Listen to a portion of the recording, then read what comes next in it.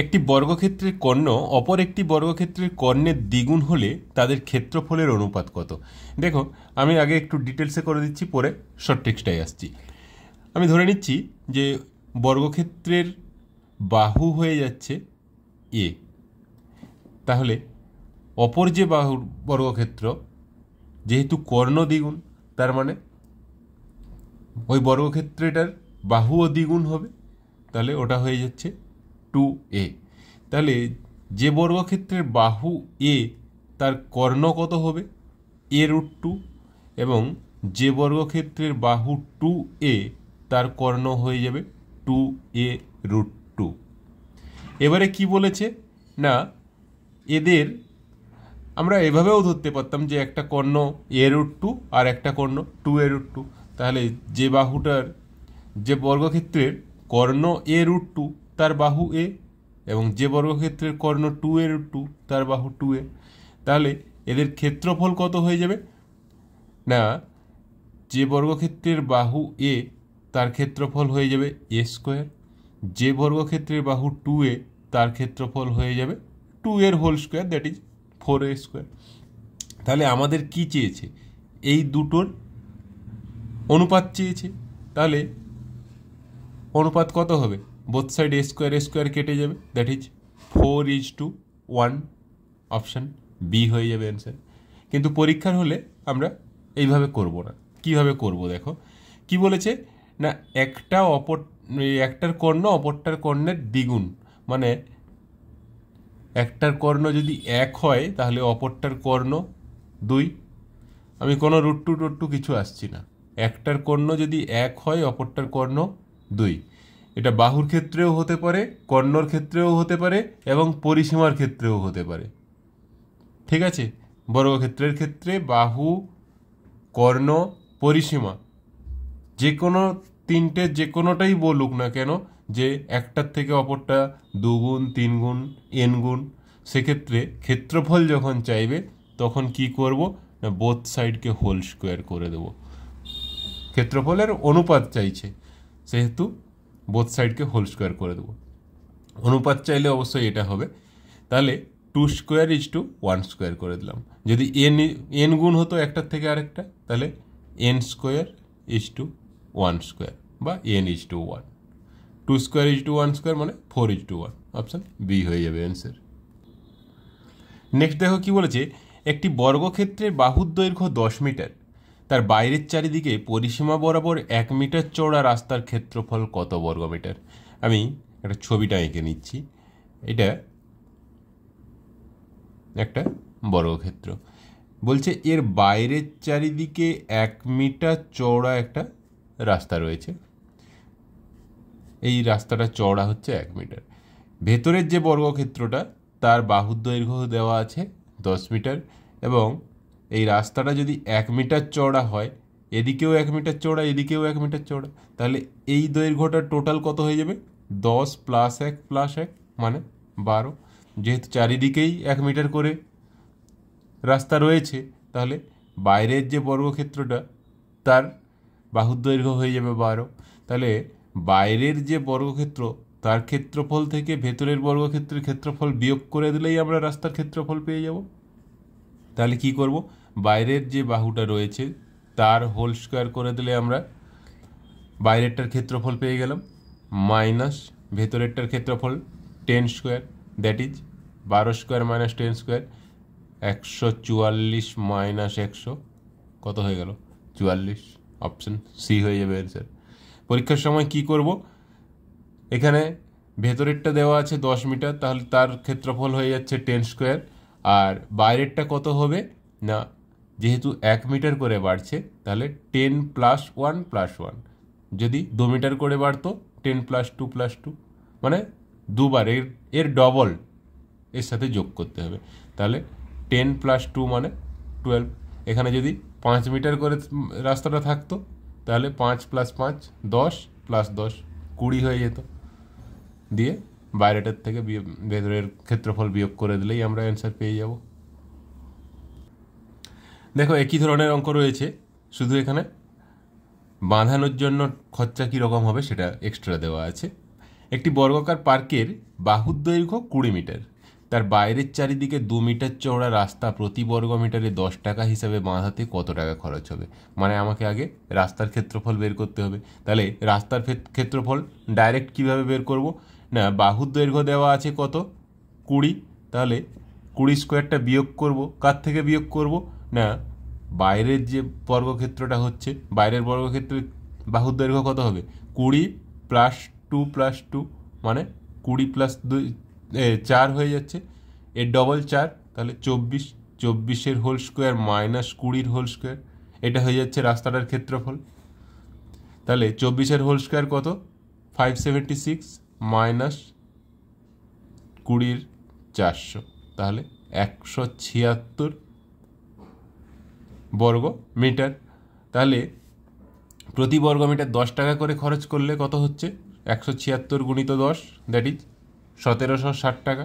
Option D হয়ে যাবে answer. দেখো, এই টাইপের অঙ্কের আরও একটা সুপার শর্ট ট্রিক্স আছে। সেটা কীরকম? না, এখানে যদি বলা আছে বাহুর দৈর্ঘ্য 20 মিটার, আমি দৈর্ঘ্যটাকে এ ধরছি এবং চওড়া কত বলেছে?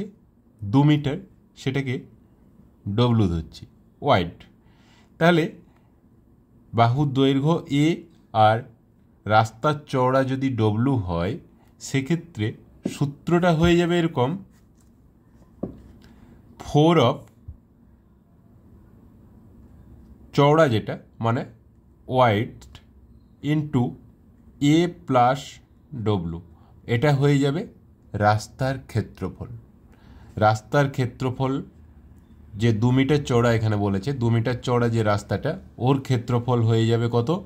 4 ইন্টু ডব্লু হচ্ছে চওড়া, মানে 4 ইন্টু 2 ইন্টু 20 বাহুর দৈর্ঘ্য plus 2।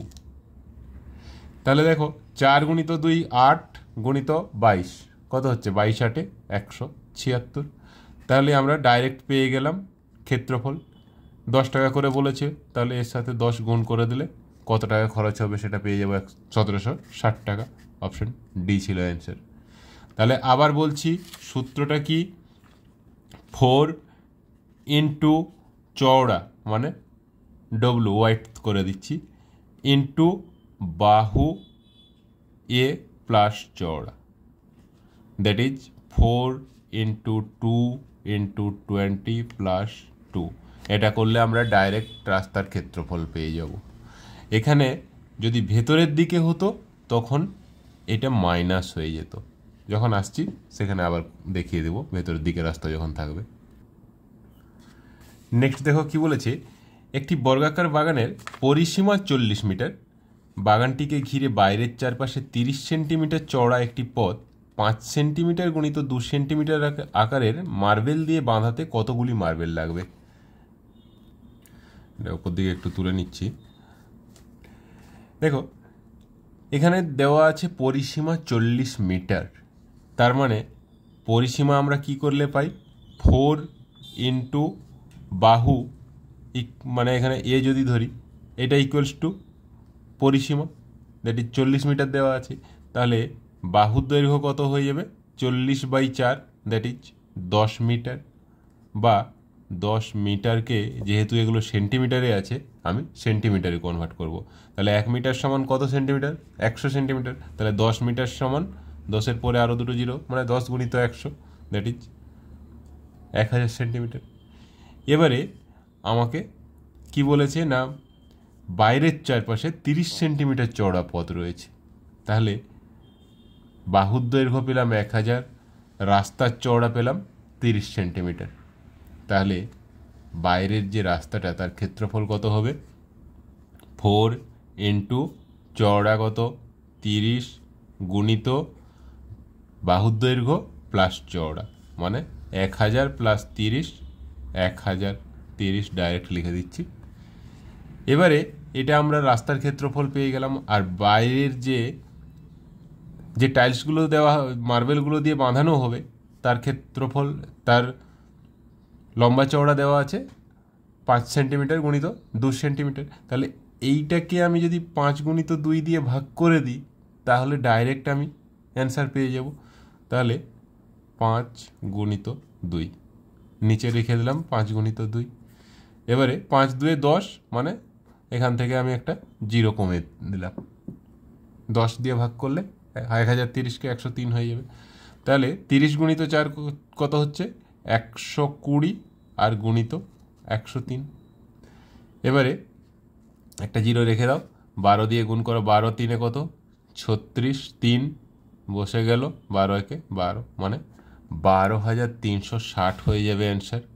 Option A is the answer, মানে 12,360টি মার্বেল লাগবে বাইরের রাস্তাটাকে বাঁধানোর জন্য। একটি বর্গাকার পার্কের বাহুর দৈর্ঘ্য 20 মিটার, তার ভেতরের চারপাশে 1 মিটার চওড়া রাস্তার ক্ষেত্রফল কত বর্গমিটার? একটু ছবি এঁকে আগে করে নিই, তারপরে শর্ট ট্রিক্সে আসছি।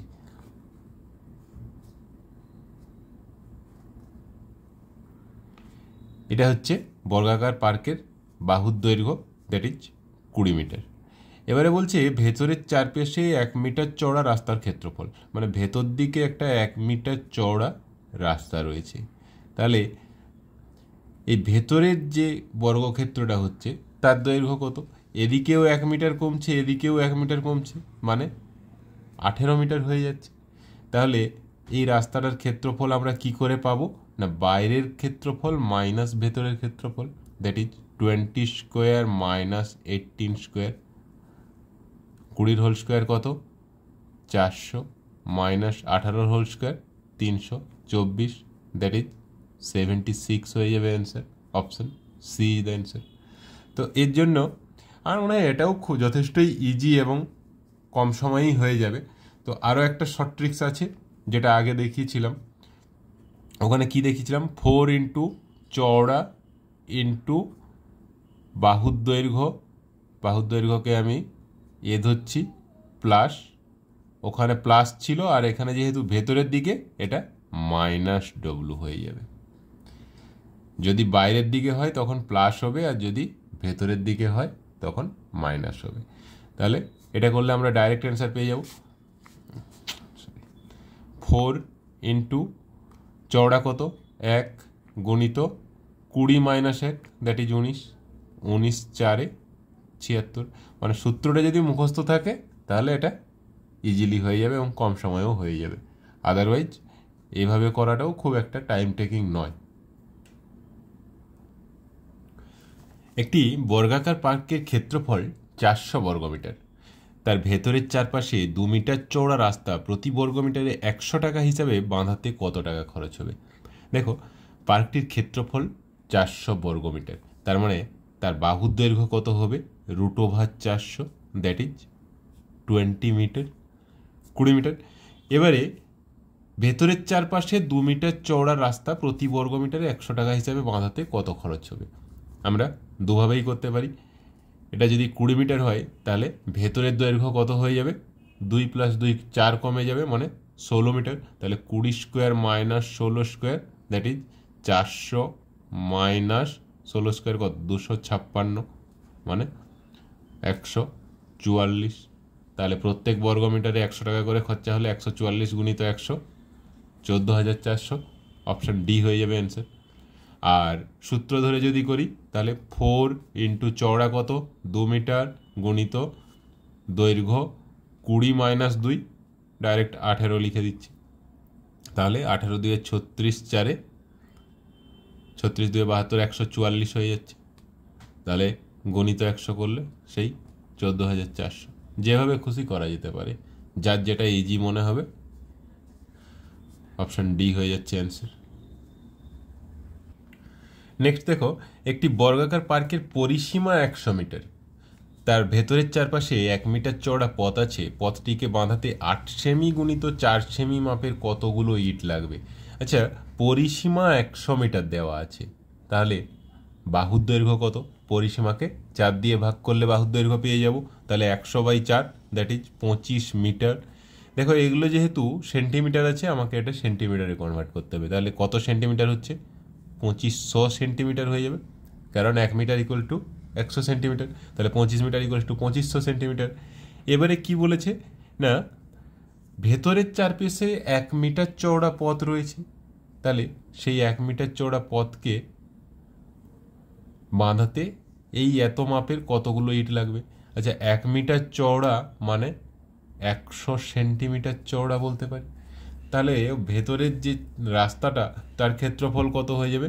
4 ইন্টু রাস্তার চওড়া কত? 100 গুণিত 2500 মাইনাস 100, যেহেতু ভেতরে রয়েছে সেই জন্য মাইনাস, দ্যাট ইজ 2400 এত সেন্টিমিটার। তো তাকে বাঁধানোর জন্য আমার 8 সেন্টিমিটার গুণিত 4 সেন্টিমিটার মাপের ইট লাগবে। তাহলে 8 গুণিত 4 দিয়েই ভাগ করে দাও ডাইরেক্ট। তাহলে 4 4 কেটে যাচ্ছে, 8 300, তাহলে 300 গুণিত 100 পড়ে থাকছে, মানে টোটাল 4টে জিরো 3-এর পরে 4টে জিরো, মানে 30,000। অপশন ডি হয়ে গেল অ্যান্সার।